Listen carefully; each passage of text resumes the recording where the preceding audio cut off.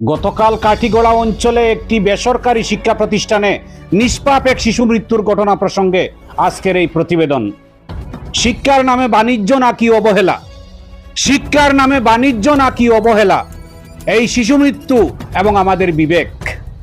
আজকের এই প্রতিবেদনে কালীগঞ্জের শিক্ষা চোরদের প্রতি শেষ সতর্কবার্তা প্রসঙ্গে বলবো কিছু কথা। যারা সরকারি চাকরিজীবী হয়েও কুছ পরোয়া নেই মনোভাব, শুধরে যান অঞ্চলের পক্ষ থেকে আমি আপনাদের অনুরোধ করছি। কাঠিগড়ায় এক মর্মান্তিক ঘটনা আজ নাড়িয়ে দিয়েছে সমগ্র বরাকবাসীকে। সকালে হাসি মুখে স্কুলে গিয়েছিল মাত্র 5 বছরের নিষ্পাপ শিশু সাকিবুল আলম। স্কুলের সিসিটিভি ফুটেজ সামনে আসতে স্পষ্ট হয়ে উঠে ভয়াবহ গাফিলতির চিত্র। প্রতিবেদনে শিক্ষা এবং শিক্ষকদের নিয়ে খুবই গুরুত্বপূর্ণ 2-4টি কথা বলবো বরাক উপত্যকা তথা বিশেষ করে শ্রীভূমি জেলা কালীগঞ্জ অঞ্চলের সরকারি ও বেসরকারি শ্রদ্ধেয় শিক্ষক শিক্ষিকাদের উদ্দেশ্যে। আমার কথাগুলো কর্তব্যে অবহেলিত শিক্ষকদের মোটেও ভালো লাগবে না যারা সরকারি চাকরিজীবী কিন্তু লোভী। হ্যাঁ, কথাটি দায়িত্ব সহকারে আবারও বলছি, যারা সরকারি চাকরি করেন কিন্তু স্কুল ফাঁকি দিয়ে বেআইনি ভাবে বেসরকারি বিদ্যালয় পরিচালনা করেন, শুধরে যান আপনারা। অঞ্চলের পক্ষ থেকে আমার বিশেষ অনুরোধ। নমস্কার, আদাব, সালাম। আমি বদরুল ইসলাম। আমি আপনারই ঘরের ছেলে, আপনারই প্রতিবেশী, কিন্তু আজ আমি আপনাদের সামনে কোনো আত্মীয় হিসেবে নয়, সমাজের একজন অর্থদ্র প্রহরী বা সামাজিক মাধ্যমের কর্মী হিসেবে দাঁড়িয়েছি।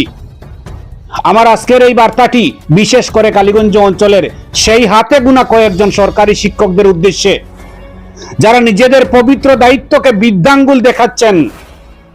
আমরা লক্ষ্য করছি আপনারা কর্তব্যে চরম গাফিলতি করছেন। ফাঁকিবাজি এখন আপনাদের অভ্যাসে পরিণত হয়েছে।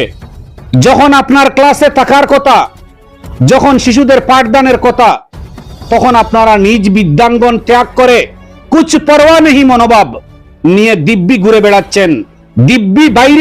বেড়াচ্ছেন। এমনকি অভিযোগ আছে অনেকে সরকারি বেতন পকেটে পুরে সময় দিচ্ছেন বিভিন্ন বেসরকারি প্রতিষ্ঠানে। আপনাদের হাত জোড় করে অনুরোধ করছি, আপনারা আমার সম্পর্কে বড় ভাই, চাচা, মামা কিংবা কোনো না কোনো ভাবে আত্মীয়। আপনাদের সম্মান করা আমাদের পারিবারিক শিক্ষা, কিন্তু দয়া করে আমাকে এমন পর্যায়ে নিয়ে যাবেন না যেখানে আপনার লজ্জা আর আমার সৌজন্যবোধ বিসর্জন দিতে হয়। চূড়ান্ত সতর্কবার্তা আপনাদের উদ্দেশ্যে, পরিষ্কার শুনে নিন। সমাজের এই কোমলমতি ছাত্রছাত্রীদের ভবিষ্যৎ নিয়ে চিনিমিনি খেলা বন্ধ করুন। শিশুদের অধিকার কেড়ে নিয়ে নিজের আখের গুছরে আমরা আর বরদাস্ত করব না। সমাজের চোখে যদি অন্যায় ধরা পড়ে তবে কারো রেহাই হবে না, বিলকুল না। আপনারা লজ্জা পাবেন না আর আমাকেও লজ্জা দেবেন না। তাই আবারও হাতে পায়ে ধরে অনুরোধ করছি, নিজের পেশার প্রতি সৎ হন, বিদ্যালয়ে ফিরে যান, শিশুদের সঠিক শিক্ষা দিন। আর যদি এই অনুরোধে কাজ না হয় তবে মনে রাখবেন, আইনি লড়াই এবং সামাজিক প্রতিবাদের পরিণামের জন্য আপনারা প্রস্তুত থাকুন। আমরা প্রতিটি অনিয়মের উপর নজর রাখছি। সময় থাকতে শুধরে যান।